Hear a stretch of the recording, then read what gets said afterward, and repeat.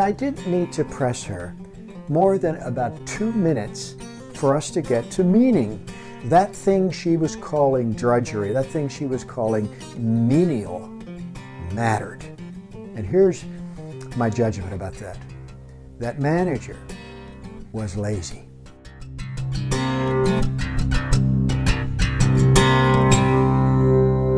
Hi, my name's John Stallworth, and I'm on a mission to encourage and strengthen leaders around the world who are committed to become as effective and as impactful as they possibly can at making the world better through their leadership. Many years ago, I visited a CEO of a large national corporation, a man that I had been working with in various projects for a number of years. His office occupied a third of the top floor of that tallest building in that city.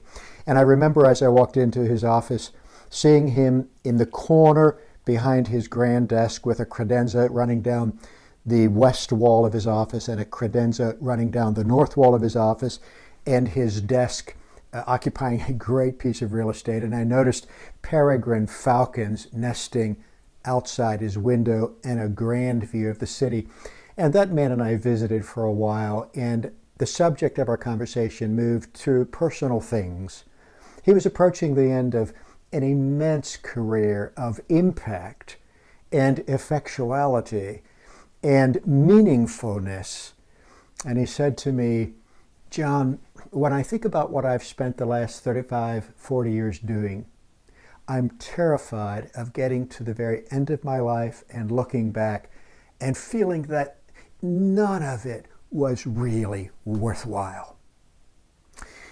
And I was struck for the first time, I think, in my early years of paying attention to leaders, that the impactfulness of our work and our experience of it being meaningful work are not automatically linked together. And as I listened to that man talk about his grief, truly, at feeling that he had missed something, that he had not done enough when he had done so much, I began to pay attention to this in other leaders' lives, and I've come to observe something.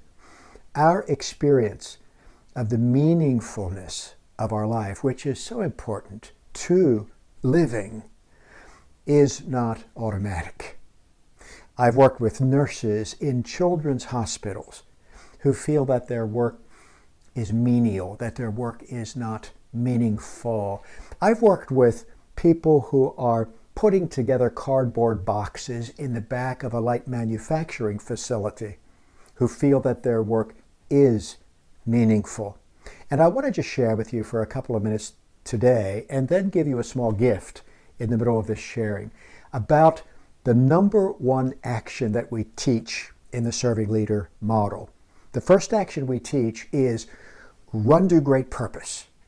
Run to great purpose. And the reason we teach that action, we teach those behaviors to the organizations and the leaders we serve, is that human beings don't give their best at work if they don't understand the meaningfulness of what they are doing. And many leaders don't view it as their duty, their responsibility to help workers understand the difference that they are making through their jobs. So here's a small but vitally important instruction for leaders. Don't give your workers menial labor. I'm going to unpack that a bit later in these brief reflections, but let me just make a couple of comments before I do that. We know that men and women are, hands down, the supreme treasure that we have in our organization. It is our employees who are the secret sauce of our organization. The research is clear on this. Yes, we bring smarts, we bring plans, we bring resources, capital, we bring strategies to our workplace as a leader and as the manager of the organization. But our people deliver extraordinary and excellent work to the world, or they don't deliver extraordinary and excellent work to the world, and it doesn't matter how smart we are or how well funded our organization is. If our people don't know the meaning of their work, if they don't know the meaningfulness of what they're doing every day, our results are just not going to be good enough for the marketplace. Reflecting back on my experience with my friend at the helm of that amazing corporation, and then watching over the decades since that day how people experience work as either meaningful or meaningless, menial, has led me to the realization that the actual nature of the labor that we do each day is not the producer of a sense of meaning. We leaders need to help our workers understand what it is about the things that we're asking them to do that count. How it is that the task that they are doing matters. It is our job in leadership to help people realize this is an important assignment, and it's vital, it's necessary that I bring my best to work. I had a student some years ago in a graduate program in leadership who said to me that the nature of her industry, she was in fast food, managing restaurants, was such that she couldn't tap into meaning at work. She said, look, John, I've got minimum wage, I've got a dead-end job, I can threaten them, I can give them pizza on Friday if they do certain things that really matter to me, but meaning is not in my industry. But I said to this woman, you're telling me that you give your workers tasks that are menial. She said, yeah, I have to. I said, well, here's a suggestion for you. Don't ask them to do those tasks anymore. I said, look, here's my view. If you have assignments that you as a manager are handing out to workers that are truly without meaning, cut them out of the process. Don't give people menial work. And she was very offended, and she said, oh, I can't do that. They have to do the assignment. And I said, okay, they have to do the assignment, but you just said the work was menial. Yeah, it's menial. There's no purpose. That there's no sense of, wow, this is important to do there, but it has to be done. I said, why does it have to be done? And she said, well, it just does. I said, no, think more carefully. Why? And she said, well, it has to be done because if it isn't done, then, when the sandwich comes front to where we wrap them and hand them to the customer, the food wasn't prepared right. And I said, why does that matter? Well, it matters because if the food wasn't prepared right, the person who takes the sandwich could get sick from that. And I didn't need to press her more than about 2 minutes for us to get to meaning. That thing she was calling drudgery, that thing she was calling menial, mattered. And here's my judgment about that. That manager was lazy. That manager was not willing to do the work of sorting out why does this matter, nor was she willing to do the work of sharing that, communicating that to her workers that she asked to do the work. This may be harsh, but when a worker feels that their day was without meaning, I hold leadership responsible for that. Think about it this way. If we haven't sorted it out, if we haven't figured it out, if we haven't worked through, why does this really matter? What difference does it make that we do this well? And then communicated it to our front line, you think they're going to figure it out?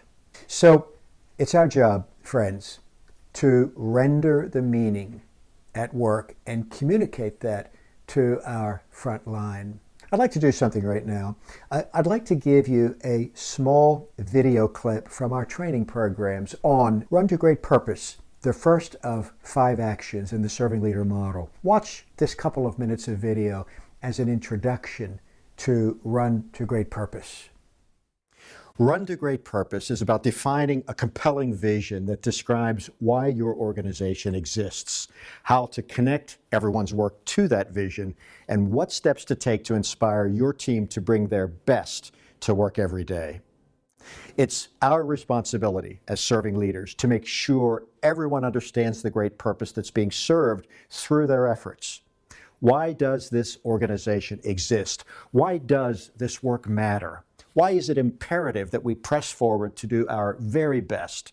Why does my small part in the whole have meaning?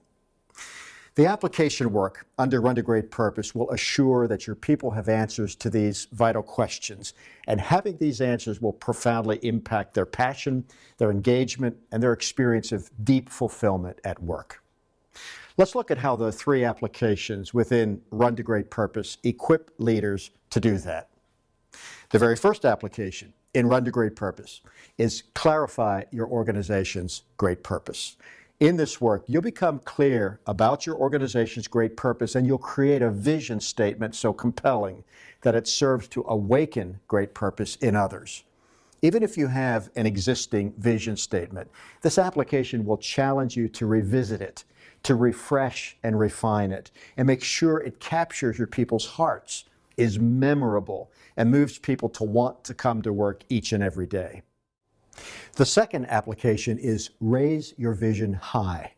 The people in an organization thrive best when everybody understands and is aligned with a great purpose. In this second application, you'll get clear that it's your role as a leader to raise vision high, and you'll learn how to do that very practically through clear communications and everyday actions. And the third application in Run to Great Purpose is embed great purpose throughout your organization. Defining great purpose is not a one-time exercise. Communicating it to workers is not a one-time exercise either. To get the full benefit of a compelling great purpose or vision statement, we must operationalize great purpose inside our organization, making sure it's seen and felt by every worker. This starts and continues through the entire employee life cycle, from the day team members are recruited and hired to onboarding, training, and staffing, to ongoing performance management and recognition. In this application, you'll learn how to connect each person to the vision in personal and direct ways so that the powerful reasons you exist are continually reinforced, like the steady beat of a drum for each of your workers. As I shared with you just before you watched that brief introduction video to Run to Great Purpose, I have met many, many leaders over the years who believe a few things that are simply not true. Number one, they believe that it isn't their job to provide meaning to their workers. I pay them good money. They ought to understand why it matters. And a second thing many leaders believe that is not true is that certain jobs just are menial. Many years ago, a man named Viktor Frankl wrote a book called Man's Search for Meaning, in which he reflected on his experience in the concentration camps as a victim of Nazi Germany and as a Jew. And Frankl observed that those sufferers in the camps who had a purpose, who had a reason to survive, outlived, out-endured those who did not have a reason to survive. And Frankl quoted the philosopher Nietzsche in his book, Man's Search for Meaning, when he said, "He who has a big enough why can endure almost any how."